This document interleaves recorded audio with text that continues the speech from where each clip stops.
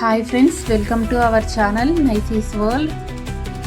Today vlog వచ్చేసి most powerful god Falaknuma Kalimata ఆలయం గురించి అయితే వీడియోలో తెలుసుకుందాం. ఈ ఆలయం వచ్చేసి ఓల్డ్ సిటీలోని ఫలక్నామా రైల్వే స్టేషన్ పక్కనే ఉంటుంది. ఈ ఆలయంలో ముగ్గురు అమ్మవార్లు ఉంటారు: కట్టమైసమ్మ, ఎల్లమ్మ అండ్ మహాకాళి.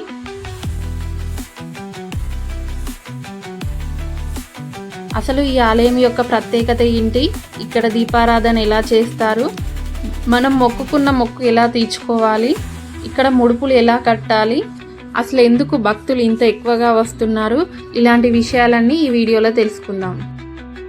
ఈ వీడియోని స్కిప్ చేయకుండా చివరి వరకు చూసి ఒక్క లైక్ చేసి సపోర్ట్ చేయండి ఫ్రెండ్స్.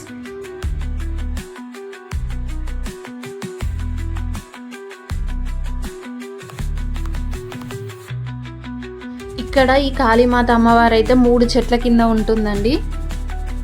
ముందు వేప చెట్టు, రావి చెట్టు కింద అయితే బొడ్రాయి ఉంటుందండి. ఇది అమ్మవారికి ఎదురుగా ఉంటుంది. ఇక మర్రి చెట్టు కింద అయితే కాళికామాత అమ్మవారు అయితే ఉంటారు.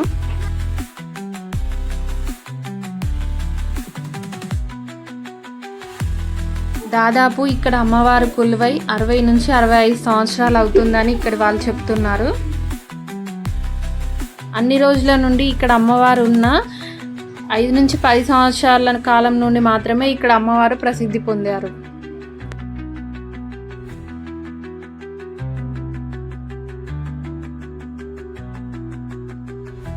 ఇక్కడ అమ్మవారు ఎంత పవర్ఫుల్ అంటే ఇక్కడ ముడుపు కడితే 5 అమాసాలలో ఖచ్చితంగా తీరుతుందని ఇక్కడ వాళ్ళు చెప్తున్నారు.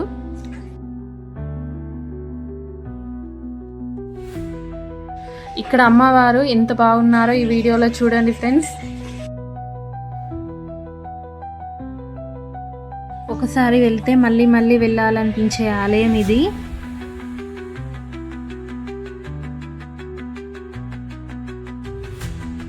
ఇక్కడ స్పెషల్ అమ్మవారి దర్శనానికి వచ్చిన వాళ్ళకి నల్లబొట్టు పెడుతుంటారు.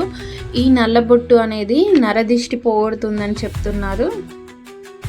ఈ బొట్టు అనేది అమ్మవారికి వెలిగించిన అఖండ దీపం నుండి తీస్తారంట.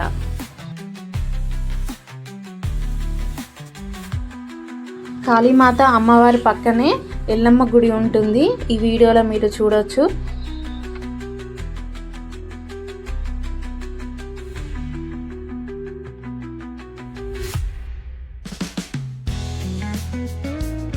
ఈ ఆలయం యొక్క మరొక ప్రత్యేకత ఏమిటంటే ఇక్కడ ముడుపులు కట్టడం అండి. కావాలంటే మీరు ఈ వీడియోలో చూడొచ్చు ఎంతమంది కట్టారో. మీరు ఈ వీడియోలో చూస్తున్నవన్నీ ఆ రెడ్ కలర్లో కనిపించేటివన్నీ ముడుపులే అండి. చాలా మంది వచ్చి కడుతుంటారు ఇక్కడ. ఇక్కడ ముడుపు కట్టి అమ్మకి కోరిక చెప్పుకొని 5 ఆదివారాలు 5 అమావాస్యలు ఇక్కడికి వచ్చి ఇక్కడ ఉండే ఈ రావి చెట్టు చుట్టూ 5 ప్రదక్షిణలు చేసి అమ్మవారిని అయితే దర్శించుకోవాలంట. అలా చేస్తే మన కోరిక నెరవేరుతుందని ఇక్కడ వాళ్ళు చెప్తున్నారు.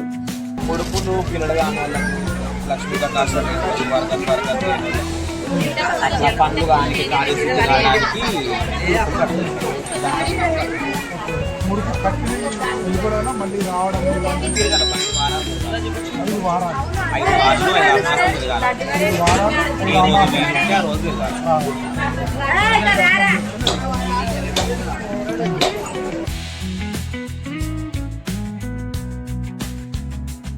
మనం ముడుపు కట్టడానికి కావలసినవన్నీ ఈ ఆలయంలోనే దొరుకుతాయి. కావాలంటే తీసుకోవచ్చు మనం.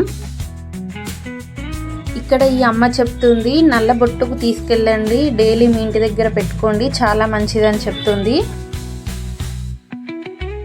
ఒకవేళ మనం ఈ ఆలయంలో నెయ్యి దీపాలు, గుమ్మడికాయ దీపం వెలిగించాలనుకుంటే అవి కూడా ఇక్కడ దొరుకుతాయండి. కావాలంటే తీసుకోవచ్చు. ఈ ఆలయంలో చాలా మంది బూడిద గుమ్మడికాయ దీపం అయితే పెడుతున్నారండి.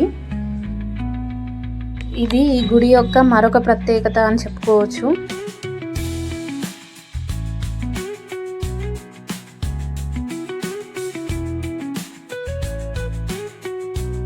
ఈ చెట్టు కింద చాలా మంది కాసేపు కూర్చుంటున్నారండి. అలా అమ్మవారిని చూస్తూ కాసేపు కూర్చుంటే ఏం టెన్షన్స్ ఉన్నా కాసేపు రిలీఫ్ అవుతుందని చెప్తున్నారు.